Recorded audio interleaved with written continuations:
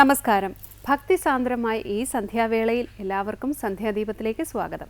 ക്ഷത്രത്രാണകരി മഹാഭയകരി മാതാ കൃപാസാഗരി സർവാനന്ദകരി സദാശിവകരി വിശ്വേശ്വരി ശ്രീധരി.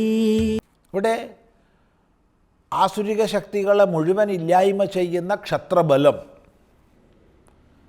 ആ ക്ഷത്രത്തെ ത്രാണനം ചെയ്യുന്നവളാണ്, രക്ഷിക്കുന്നവളാണ് ദേവി. ഇതിനു മുമ്പ് വിജ്ഞാനപ്രദാനം ചെയ്യുന്ന, ജ്ഞാനഭാവത്തെ പ്രകാശിപ്പിക്കുന്ന എന്ന് അനേക നാമങ്ങൾ പറഞ്ഞു. അതിലൂടെ ബ്രാഹ്മ തേജസ്സിനെ രക്ഷിക്കുന്നവളെന്നർത്ഥം വരും.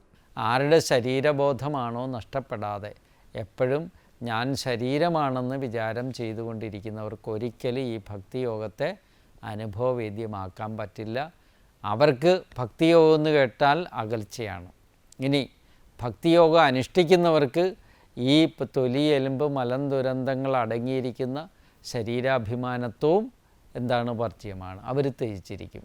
അപ്പോൾ എന്താണ് ഭക്തിയോഗത്തെ ത്യജിക്കുന്നു സാമാന്യ ഭക്തരെങ്കിൽ, ഭക്തിയോഗം അനുഷ്ഠിക്കുന്നവരുടെ ഉള്ളിൽ സാമാന്യ ഭക്തരുടെ അഭിമാനാദികൾ ഒന്നും തന്നെ. ഇന്ന് വൈകുന്നേരം 6:30 സന്ധ്യാദീപം.